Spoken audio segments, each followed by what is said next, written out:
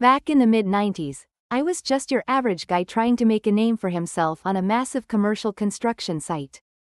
Being an apprentice wasn't easy, but I threw myself into the work. I was young, strong, and had a kind of stubborn pride that wouldn't let me quit. Not because I was fearless or anything, but because I knew what was at stake. My old man had been in the trades for decades, respected by everyone who knew him. I didn't want to just be his kid. I wanted to live up to that legacy, to earn that same kind of respect for myself. The site itself was a beast. Hundreds of workers all moving in different directions, steel beams clanking, machinery roaring. Everyone here was tough, journeymen who had seen it all and were quick to call out any mistakes. And then there were us apprentices, the rookies trying to soak up as much knowledge as we could, often under the watchful eyes of those veterans. It was a rough world, and respect wasn't handed out. It was earned through sweat, skill, and sometimes standing your ground. I remember the days when the sun was brutal, and the work left my hands raw and dirty. But every time I nailed a task, whether it was rigging a beam just right or mastering a tricky weld, I felt that quiet satisfaction. It was more than just the paycheck, it was about proving I belonged here. And despite being one of the younger guys, I'd built up a bit of a reputation for being dependable, someone who didn't back down or slack off. But that environment, as tough as it was, wasn't just about the work. It was also about the people, the ones who lifted you up or, sometimes, the ones who tried to push you down. And then, there was him, the journeyman everyone quietly warned us about. The guy whose nickname alone made apprentices swallow hard. He disrupted the site, made safety a joke, and had a way of turning every job into a showdown. I remember the first time I really crossed paths with him. It was clear he wasn't someone to mess with. But something about that moment lit a fire in me, a determination that I wasn't going to be just another target. That's when I realized, if I wanted to earn my place, I wasn't just going to have to work hard. I was going to have to stand up. And so the real battle began. I still remember the moment I realized something was off. I reached into my tool bag to grab my precision gauge, the one I'd saved up for, the exact tool I needed for that day's job, and it wasn't there.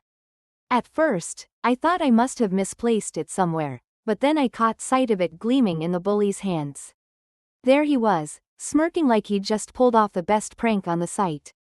I wasn't about to let it slide. This wasn't just any tool to me, it was part of my work, my reputation, and honestly, a symbol of the skill I was trying to build every day. I marched right up to him, in front of a handful of coworkers who had noticed what was going on. I didn't yell or throw threats, I just asked, calmly at first, for him to hand it back. I figured maybe if I kept it cool, he'd back off, and we could avoid a scene. But instead, he laughed. Not one of those harmless chuckles, more like a sneer that said, "You don't belong here." He waved the tool around above his head like a trophy and said something along the lines of, "What, you gonna make me? Finders keepers, kid." I was stunned for a second because honestly, I wasn't used to anyone taking me seriously enough to oppose me outright. But this guy wasn't just any coworker. He was the kind of guy who made it clear early on that respect had to be earned the hard way, if you earned it at all. What made it worse was how the others around just stood there, watching but not stepping in. Some glanced away awkwardly, others exchanged looks like they had no idea how to handle the tension without making things worse. I remember thinking, if no one else is going to stand up, then I guess it's on me. I tried again, this time more firmly, asking for the tool back before I'd have to escalate things. But he just shook his head, taunting me with the message that this wasn't a game I was going to win by talking. That moment hit me hard because it wasn't just about the tool anymore. It was about respect, about showing that I wasn't the easy target everyone assumed I was. And with him refusing to give the tools back, I knew I couldn't just stand there. Something had to change. So yeah, with the bully flat out refusing to return what was rightfully mine, I decided it was time to take action, and not the kind you do with words. I remember the moment everything boiled over like it was yesterday. The bully, let's call him Rick, had been messing with me for weeks, but this was the last straw. I'd caught him stealing my tools right off the truck bed, the ones I'd saved up for, worked hard for. At first, I froze, not sure if I should just walk away to avoid more trouble. But then, something inside me snapped. This wasn't about just a tool anymore, it was about respect, mine, my family's, everything they'd taught me about standing my ground. So there I was, in front of a good chunk of the site crew, feeling my heart pounding. I grabbed the hammer we used for breaking things down, and I didn't hesitate. With one solid swing, I shattered the driver's side window of Rick's truck. Glass sprayed everywhere, and for a moment, everything went silent except the crisp cracking sound. Everyone's eyes were locked on me as I reached inside and pulled out my tools. I held them up, like a trophy, and looked Rick dead in the eye. "Don't ever steal from me, or anyone here, again," I said, my voice steady even though my hands shook a little. Rick's face twisted with rage, but before he could say a word, the foreman stepped in. He didn't even blink. "You did the right thing," he said. The older guys around the site nodded, murmuring their approval. I've always thought some people only admire bravery when it benefits them, but those men? They recognized justice. They saw that I wasn't just some kid getting in trouble.